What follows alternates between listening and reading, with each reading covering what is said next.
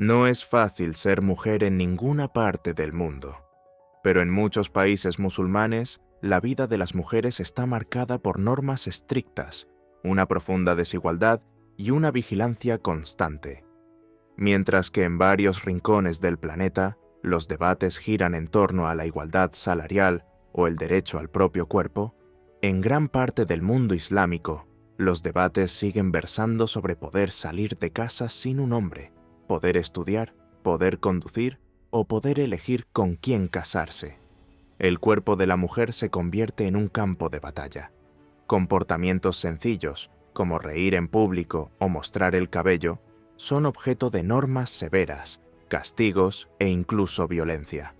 A menudo, todo ello se disfraza de tradición, pero en el fondo, lo que existe es un mecanismo de control. Y lo más impresionante es cómo estas normas cambian de un país a otro, creando realidades diferentes, pero siempre difíciles. Hoy, en Bello Mundo, nos sumergiremos en esta dura realidad para comprender lo que significa, de hecho, ser mujer en los países musulmanes. Número 1. El retroceso tras la Revolución Islámica. Para comprender la situación de las mujeres en los países musulmanes hoy en día, tenemos que retroceder en el tiempo y fijarnos en un acontecimiento clave: la Revolución Islámica de Irán, que tuvo lugar en 1979. Hasta entonces, Irán estaba gobernado por Mohammad Reza Pahlavi, el llamado Shah, que es el título persa equivalente a rey. El Shah era aliado de Estados Unidos, quería modernizar el país a cualquier precio y veía la cultura occidental como un modelo a seguir. En las décadas de los 50 y 70, el país experimentó un rápido proceso de occidentalización. La élite urbana vestía a la moda europea, las mujeres llevaban minifaldas por las calles de Teherán, asistían a la universidad y conseguían empleos en el sector público. Durante ese periodo, el régimen creó leyes que fomentaban la participación femenina. En 1963, por ejemplo, las mujeres conquistaron el derecho al voto. Incluso fueron elegidas diputadas al Parlamento, gracias a la movilización de grupos como la Organización de Mujeres de Irán, que era una entidad progresista y pro derechos de la mujer. Sin embargo, este paquete de modernidad no gustaba a todo el mundo. Parte de la población, principalmente la del interior, más religiosa, veía este avance como una ofensa a los valores islámicos. Y el detonante fue precisamente el velo. El Shah había prohibido el uso del hijab en los edificios públicos, lo que muchos consideraron un ataque directo al Islam.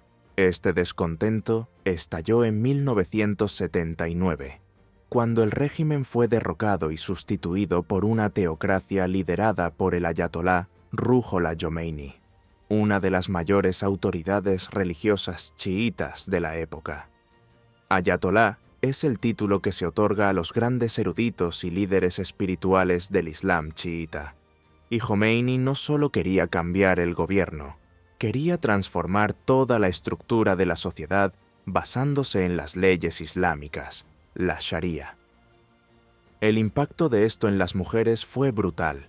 En los primeros meses de la nueva República Islámica, los derechos de las mujeres fueron arrebatados casi de la noche a la mañana. La edad mínima para contraer matrimonio se redujo a 9 años. El uso del velo volvió a ser obligatorio por ley. Las mujeres pasaron a necesitar el permiso de un pariente varón para viajar, trabajar o incluso frecuentar ciertos espacios. Los autobuses y los espacios públicos se segregaron por sexos. Y para garantizar que todo el mundo obedeciera, el gobierno creó una fuerza especial llamada Policía Moral, encargada de vigilar el comportamiento de las mujeres en las calles. El testimonio de una mujer pasó a valer la mitad que el de un hombre en los tribunales. Se reinstauró la pena de lapidación por adulterio, y quien desobedeciera las nuevas normas podía ser arrestado, azotado o incluso ejecutado.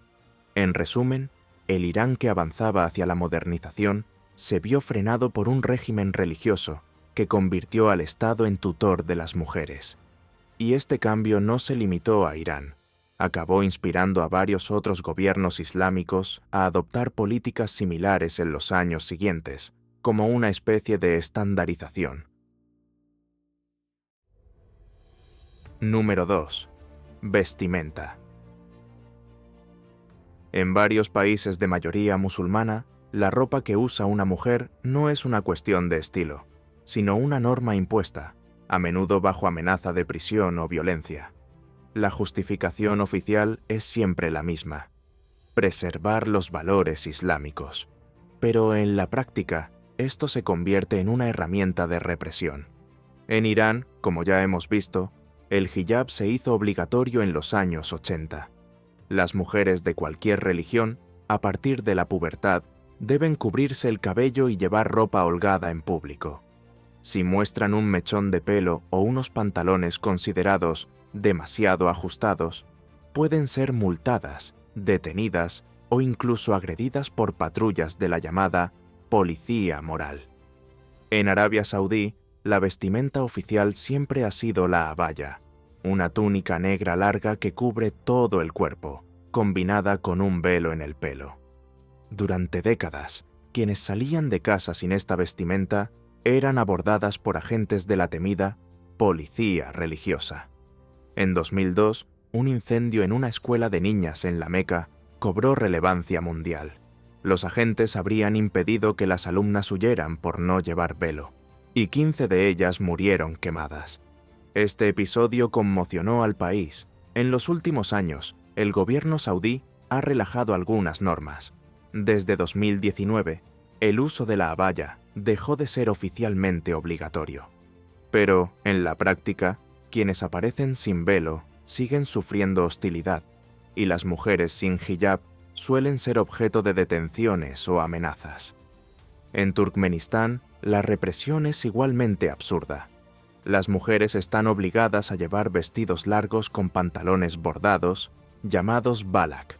No se permiten vaqueros, leggings, ni prendas consideradas demasiado occidentales. En Afganistán, con el regreso de los talibanes en 2021, la burka volvió a ser obligatoria. Esta prenda cubre todo el cuerpo, incluido el rostro, dejando solo una pequeña pantalla en los ojos. Quien incumpla esta norma puede ser castigada, e incluso los familiares varones pueden ser responsabilizados. Lo más cruel es que esta vigilancia sobre la vestimenta va acompañada de severos castigos físicos y psicológicos. Las leyes y prácticas permiten que las mujeres sean detenidas, multadas e incluso azotadas si se las considera indecentes. Número 3. Derechos civiles y tutela masculina. En los países musulmanes más conservadores, ser mujer significa vivir con menos derechos civiles, menos libertad jurídica y más vigilancia que cualquier hombre. En Irán, a pesar de las pequeñas reformas introducidas a lo largo de los años, las leyes siguen poniendo a las mujeres en clara desventaja. Un hombre puede tener hasta 4 esposas permanentes e innumerables temporales. Las mujeres, por su parte, solo pueden casarse con un hombre a la vez y, si desean divorciarse, deben presentar justificaciones sólidas y convencer a un juez. El marido, por otro lado, puede divorciarse cuando quiera. En los tribunales, el testimonio de una mujer vale la mitad que el de un hombre. En materia de herencia, una hija recibe solo la mitad de lo que le correspondería a un hijo. Una viuda hereda solo 1/8 parte de la herencia de su marido, y eso si no hay hijos. Incluso estando casadas, las mujeres siguen bajo la tutela masculina, el llamado wali. Hasta hace poco, una iraní necesitaba la autorización de su marido para obtener un pasaporte o viajar. E incluso hoy en día, si quiere estudiar en el extranjero o llevar a sus hijos a otra ciudad, necesita el consentimiento formal del padre o del marido. La tutela está tan arraigada que, en ciertos juicios, la presencia de un hombre es obligatoria. Sin él, la palabra de la mujer puede ni siquiera ser considerada. Mientras tanto, en Turkmenistán, el control sobre las mujeres se extiende al cuerpo, a las calles e incluso al volante. Desde el año 2018, hay informes que indican que la policía ha comenzado a confiscar los permisos de conducir de las mujeres, o simplemente a denegar su renovación. No existe ninguna ley escrita que prohíba a las mujeres conducir, pero, en la práctica, ser mujer al volante se ha convertido en motivo de represión. Quienes insisten pueden perder el coche, el trabajo o incluso ser detenidas. Además, se han prohibido procedimientos estéticos como las pestañas postizas, la tintura del cabello o las uñas de gel. Los salones de belleza han sido multados, allanados y sus clientas detenidas por la policía. Las funcionarias públicas y las profesoras deben firmar documentos en los que se comprometen a no usar maquillaje ni teñirse el pelo. En resumen, desde el derecho al divorcio hasta el simple hecho de conducir o teñirse el pelo, en estos regímenes las mujeres son tratadas como si fueran eternas menores de edad. Número 4. Matrimonios forzados y uniones temporales. Si hay un ámbito en el que la libertad femenina prácticamente desaparece, es en el de las relaciones. En muchos países musulmanes, las mujeres no eligen con quién ni cuándo se casarán, y a menudo ni siquiera se casarán, porque eso ya lo han decidido por ellas. Los matrimonios infantiles y forzados siguen siendo comunes en las zonas rurales de Afganistán, Yemen, Pakistán y partes de Irak. Niñas de 9, 10 o 12 años son entregadas a hombres mayores, como moneda de cambio entre familias o como protección del honor. En Afganistán, algunas familias llegaron a vender a sus hijas niñas a cambio de una dote para escapar del hambre. Es una práctica cruel, pero defendida por clérigos ultraconservadores que citan, por ejemplo, el matrimonio precoz del profeta Mahoma. En Irak, los parlamentarios intentaron aprobar una ley que permitiera los matrimonios a partir de la pubertad. Los grupos de mujeres protestaron, pero el intento puso de manifiesto el riesgo: utilizar la religión como justificación para legalizar las violaciones de los derechos básicos. Incluso cuando la ley exige el consentimiento de la novia, el sí suele venir acompañado de la presión de la familia. En las tribus de Oriente Medio, las niñas son ofrecidas para saldar deudas o resolver disputas, como en un sistema de compensación social. Se convierten en objetos de negociación, y nadie les pregunta si están de acuerdo. En Irán, además de los matrimonios concertados, existe el sige, una práctica chiíta de matrimonio temporal. Es un contrato que puede durar horas, días o meses. En teoría, sirve para evitar el pecado entre solteros, pero en la práctica se utiliza como atajo para legalizar las relaciones sexuales, lo que se asemeja a la prostitución encubierta. Basta con pagar la dote, acordar el tiempo y listo, el matrimonio es válido. Después, todo se deshace sin herencia, pensión ni derechos. Fuera de Irán existen prácticas similares. En Pakistán y Afganistán, el Ba'ath permite casar a las niñas como compensación por delitos. En Arabia Saudí existe el llamado matrimonio misyar, en el que el hombre se casa sin obligaciones económicas ni convivencia, solo para tener una esposa extra. En todos los casos, la lógica es la misma: dar un barniz religioso a relaciones completamente desiguales, en las que los hombres deciden y las mujeres obedecen. Número 5. Educación denegada y barreras en el trabajo. Cuando se habla de restricciones a la vida femenina en el mundo musulmán, Afganistán es el ejemplo más brutal. Desde que los talibanes volvieron al poder, en agosto de 2021, las mujeres viven un verdadero apartheid de género. Se ven obligadas a cubrirse el rostro en público, no pueden viajar sin la compañía de un hombre de la familia y tienen prohibido frecuentar parques, gimnasios, centros deportivos e incluso salones de belleza. Las niñas solo pueden estudiar hasta los 12 años y las universidades han cerrado totalmente sus puertas al público femenino. La mayoría de los empleos también están prohibidos. Solo se les permite trabajar en sectores relacionados con la salud, y eso con muchas reservas. La vida pública femenina ha quedado prácticamente borrada. Una mujer que sale sola a la calle puede ser detenida, humillada o incluso agredida. Fuera de Afganistán, las restricciones son menos explícitas, pero siguen siendo fuertes. En Irán, por ejemplo, las mujeres representan más de la mitad de los estudiantes universitarios. Sí, estudian. Pero trabajar es otra historia. Solo el 14% de la población activa es femenina.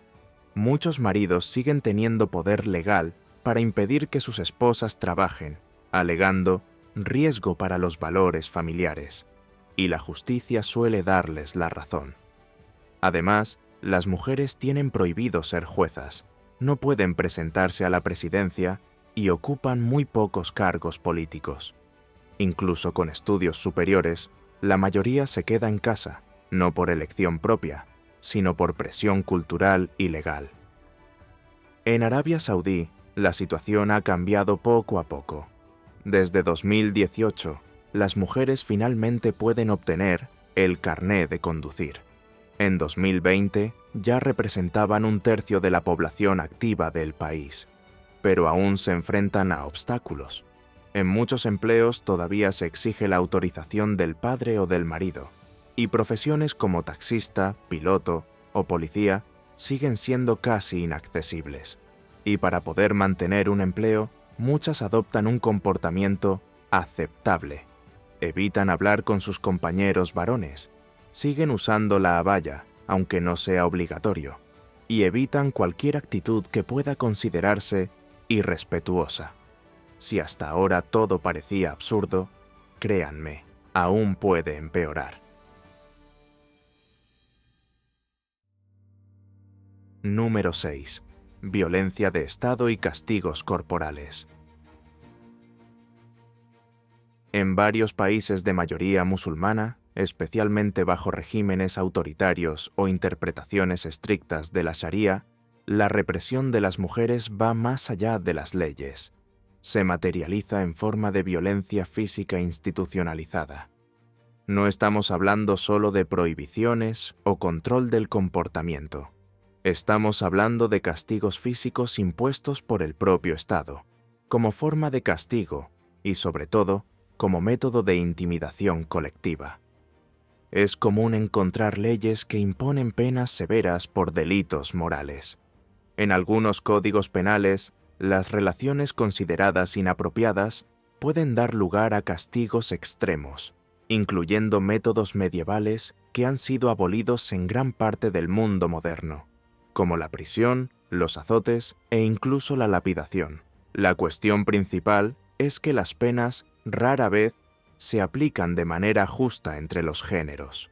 En teoría, los hombres también están sujetos a las mismas normas, pero en la práctica son las mujeres las que más sufren, ya sea por tener menos voz en los tribunales o por encontrarse en una posición de mayor vulnerabilidad. En estos países, las mujeres pueden ser detenidas por motivos morales, como asistir a fiestas con personas del sexo opuesto, bailar en público, no cubrir adecuadamente su cuerpo o incluso usar maquillaje considerado inapropiado.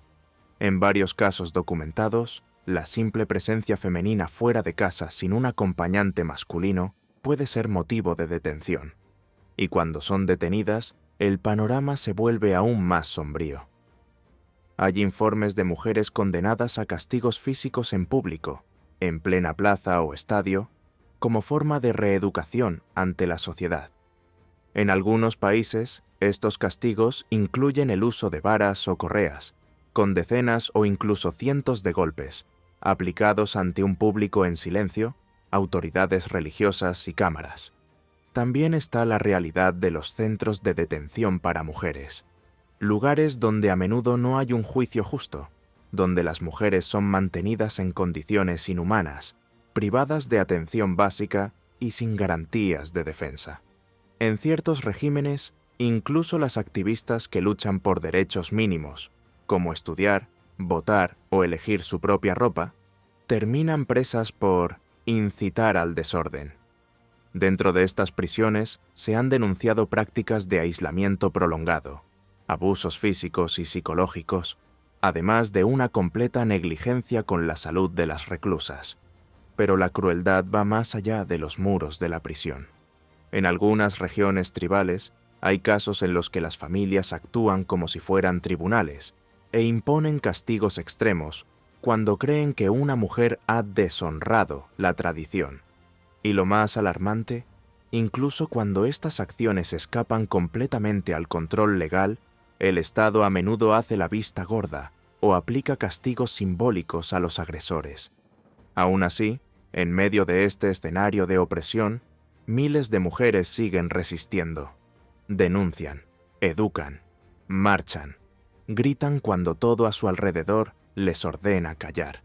Y es precisamente por eso que el sistema insiste tanto en silenciarlas, porque sabe que, en el fondo, son ellas las que tienen la fuerza más peligrosa para cualquier régimen autoritario: el valor de no aceptar lo inaceptable. ¿Conocías esta dura realidad a la que se enfrentan millones de mujeres en todo el mundo? Cuéntanos en los comentarios qué es lo que más te ha impactado o qué crees que hay que cambiar urgentemente. Y por supuesto, no olvides suscribirte al canal, activar la campana para no perderte ningún vídeo nuevo y hacer clic en el botón Hype, una nueva función de YouTube que ayuda a que nuestro contenido sea más recomendado a otras personas. Cuanto más participes, más crecerá nuestro bello mundo y seguirá trayendo historias que casi nadie cuenta. Apóyanos con un me gusta y compártelo con tus amigos. Nos vemos en el próximo vídeo.